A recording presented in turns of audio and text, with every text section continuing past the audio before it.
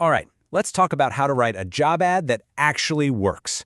If you've ever had to hire someone, you know the drill. How do you take a simple job listing and turn it into a magnet for amazing talent? Well, today, we're going to show you exactly how. And it all starts by flipping the script on everything you thought you knew about the process. So let's just start with a really critical question. When you post that job, what's the real goal? Are you trying to get a flood of applications, or are you trying to find the right people? Because that difference is absolutely everything. I mean, think about it. 100 random applicants is just a huge headache. But 3 perfect candidates? That's a massive win. And this right here, this is the core idea for our entire conversation. The goal isn't just getting more people to apply. It's getting the right ones. A truly great job ad acts like a filter. It gently nudges away the folks who aren't a good fit, while at the same time, it powerfully pulls in the superstars you really want. It's all about quality, not quantity.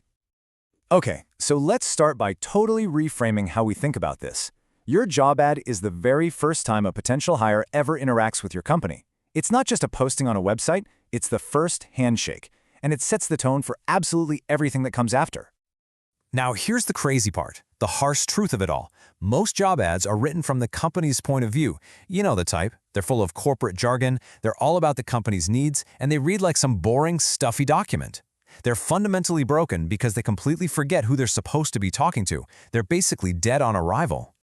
So to fix this, we need a complete mental shift. We've got to stop thinking like an employer who's just listing a bunch of demands and start thinking like a top candidate who's scanning for their next great career move. It's all about empathy. And this slide, it just nails the difference perfectly. See, internally, you have a job description. That's a tool for HR. It's all about tasks, requirements, it's about what the company needs. But what you post for the whole world to see, that needs to be a job advertisement. That's marketing copy. You're not just trying to fill a role. You are selling an opportunity, a mission, and a future with your team. So you've got to change your language, change your tone, stop listing off demands, start sending out an invitation to a compelling journey. You know, that one simple shift in your head from demand to invitation, that's going to change everything about the kinds of people you attract. Okay, so we've got the candidate-first mindset locked in, right? Great. Now let's get practical. We're going to break down the actual building blocks, the structure of an ad that really truly gets results. So there are 4 essential pillars here. Number 1, a magnetic title. Get creative. Don't just say software engineer. Try something like senior engineer building the future of AI-powered finance. See? Way better. Number 2, an engaging opening. Hook them right away by talking about the cool problems they'll get to solve or the impact they're going to make.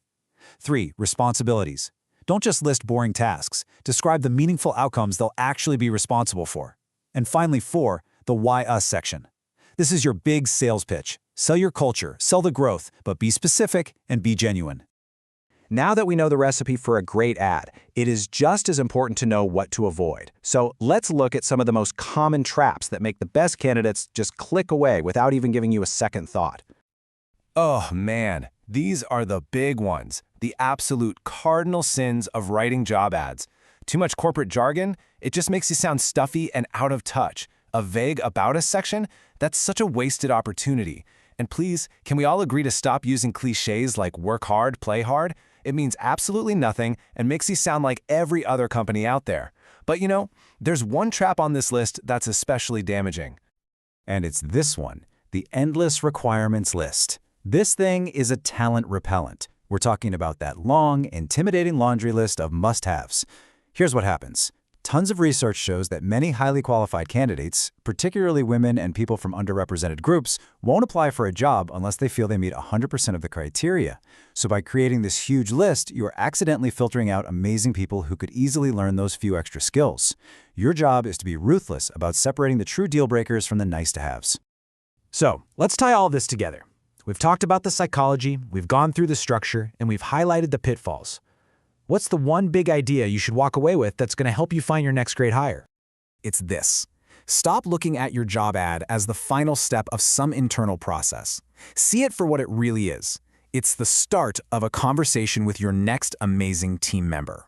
That's it. Your only job is to make that first message, that first hello, engaging, respectful, and exciting. So I'll leave you with this question to think about.